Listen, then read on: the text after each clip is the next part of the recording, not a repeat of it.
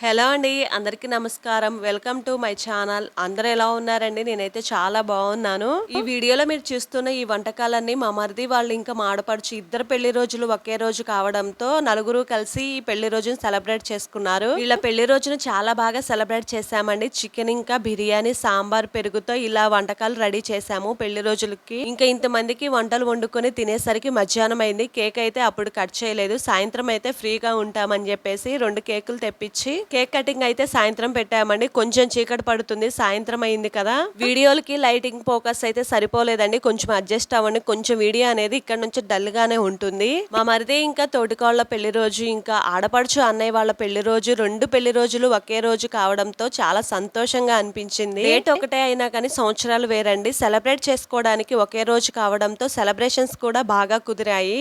ఇంకా ఇప్పుడు ఈ సంవత్సరం పెళ్లి రోజు అనేవి బాగా ఘనంగా జరిగాయి. ఎందుకంటే వాళ్ళ పెళ్లి రోజుకు మేము అక్కడే ఉండడం, ఇంకా పిల్లల హడావుడి చాలా బాగా జరిగింది. మా ఆడపడుచోళ్ళ ఫ్యామిలీ, ఇంకా మా ఫ్యామిలీ, మా తోటికోళ్ళ ఫ్యామిలీ, ఇంకా మా అత్తమామలు అందరం కలిసి ఒకే చోట వంటలు చేసుకొని వండుకొని తిని వీళ్ళ మ్యారేజ్ డేకి కేక్ కటింగ్ సెలబ్రేషన్స్ అనేవి బాగా జరిగాయండి. ఇంకా ఇంటి చుట్టుపక్కల వాళ్ళకి కూడా ఈ సెలబ్రేషన్స్కి పిలిచాము. మా ఆడపడుచు వాళ్ళ కొడుకు అయితే వాళ్ళ అమ్మా నాన్న పెళ్లి రోజుని చాలా డెకరేట్ చేసి చాలా బాగా సెలబ్రేట్ చేశారు. సరిగ్గా కేక్ కటింగ్ చేసే సమయానికి స్నో స్ప్రే చేసి అందరినీ హ్యాపీగా చేశాడు.